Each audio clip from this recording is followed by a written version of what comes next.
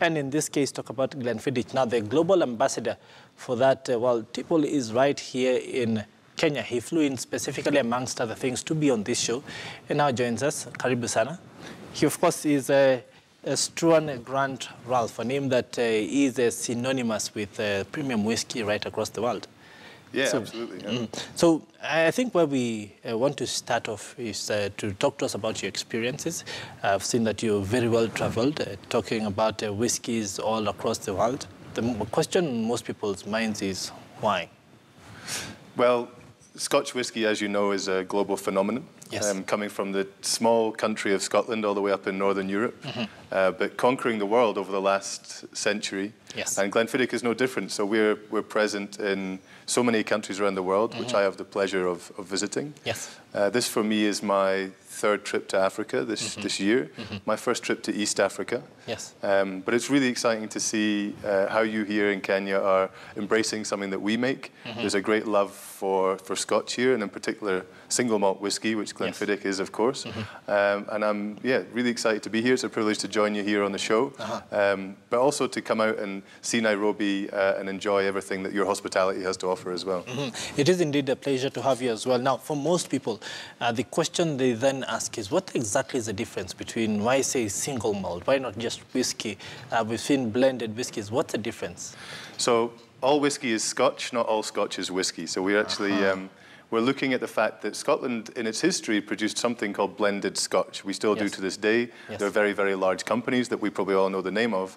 And they were the first merchants. They were the first exporters from Scotland who really managed to create consistent brands which became iconic, which were drunk from Madison Avenue in New York to Hong Kong to Cape Town to Nairobi. And a blended Scotch was almost designed to be mixed, to be enjoyed in a relaxing atmosphere when you're celebrating with your friends, and Scotch conquered the world in that respect. Yes. It wasn't until 1963 that Glenfiddich, as a distillery, made the decision to start exporting something called single malt whiskey. So single malt, it comes from one single distillery. It's all made from malted barley.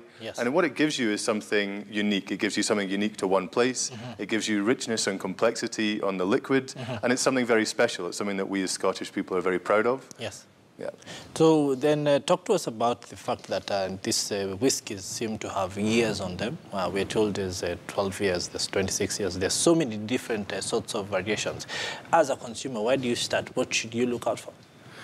Yeah, I think as a consumer, it's nice to start with the sort of signature whiskies from each range. For us, the signature whiskey is a Glenfiddich 12-year-old. Yes. It's an iconic green bottle, three-sided shape. Yes. Three sides representing the air, the water, and the spirit of the Highlands of Scotland, the things that would make us unique. Yes. And that is going to give you a real appreciation of the region I am from, which is called Speyside. Yes. The style of whiskey which we produce, which typically is nice and fruity and sweet, with a nice influence from oak, from the cask.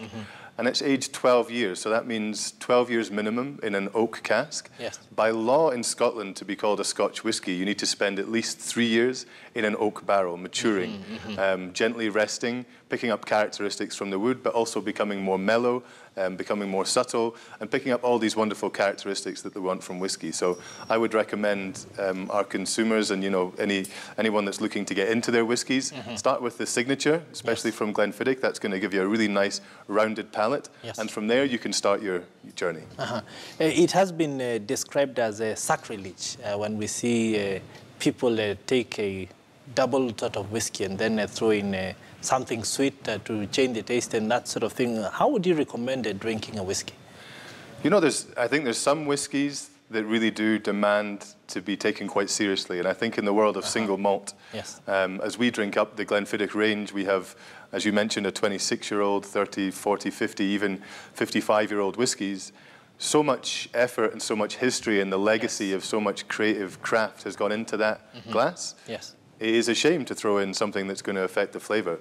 But I have to be honest, for those who just want to enjoy themselves, something refreshing at the end of work, you're partying with your friends or you're celebrating something, by all means, some ice, something maybe a little bit fizzy to get that effervescence. Something like Glenfiddich 12 is perfect to be mixed as well. So then there's all this culture that comes in this bottle. it almost feels like a sin to take it out of the bottle and then drink it. So what should we be looking for as, in terms of atmosphere, enjoying this thing? Some say that maybe you should do this with a cigar and that sort of thing. How do we then start to enjoy whiskey and say that we're starting to go into this culture, in your experience? I think the one thing I love about whiskey is that it can be part of so many different occasions. Yes. And for example, this morning we were spending some time with the hospitality industry of Nairobi and sharing with them some of the ways that they introduce their whiskies. And for them, it may be cocktails. Again, it might be the cigar bar. The sort of things that I would say as a guide: avoid strong flavors as pairings. So things like chili, garlic, citrus, they might overpower a whiskey, which is already a strong flavor. Number two, just to have some water. We're very much about the responsibility of the serve. Whiskey is quite a strong spirit, so it's always nice to have something that's going to cleanse your palate and rehydrate you. And number three, just, you know, spend some time with your friends. You know, put in an hour or two, put your phone away. You know, everything else can wait because you're opening something very special. And as you said, once that cork comes off a bottle, it's you and whoever you choose to spend that time with. So make it memorable is what I would say. Yes.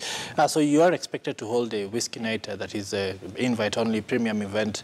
Talk to us about this market and what we can expect going forward, especially from brands such as this, which holds so much promise for Kenyans and other consumers in this region.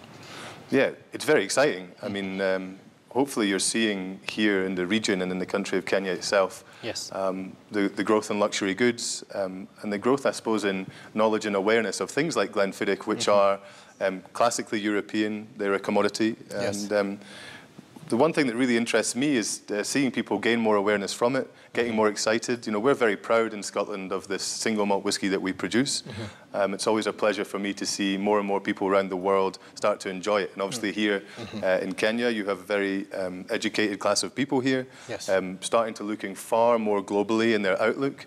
And single malt whiskey is very much part of that. So perhaps they've traveled a little more, perhaps they're looking for a little bit more flavor and a little bit more subtlety from the things that they consume. So that's definitely where single malt whiskey fits in for me. Okay, indeed. Thank you very much, Struan, for taking the time to talk to us. It has been an illuminating conversation, and we would love to have you back when you're in this part of the world, because this, while not being a masterclass, we want to grow people to then start to grow into becoming experienced whiskey drinkers. Thank you very much for your time, sir. My pleasure. Okay. Well, indeed, we want to take just one last story before we leave you. And small kiosk owners in Nairobi are set to benefit from a digital ordering system dubbed Connect that allows them to order and pay for products via SMS. Now, orders submitted via this feature phones helps create a digital record for kiosk owners to get access to microloans to stock inventory and grow their businesses. Connect is currently being piloted with over 1,000 micro businesses in 3 of Nairobi's informal settlements, that is Kibra, Kawangware, and Kariobangi.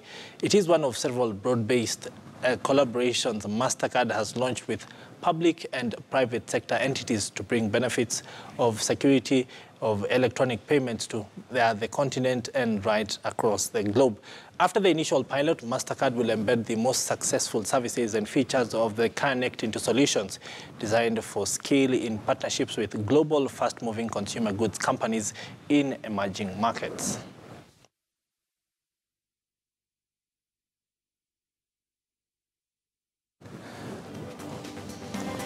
Well, that's where we want to bring it to a close here on KTN Business Today.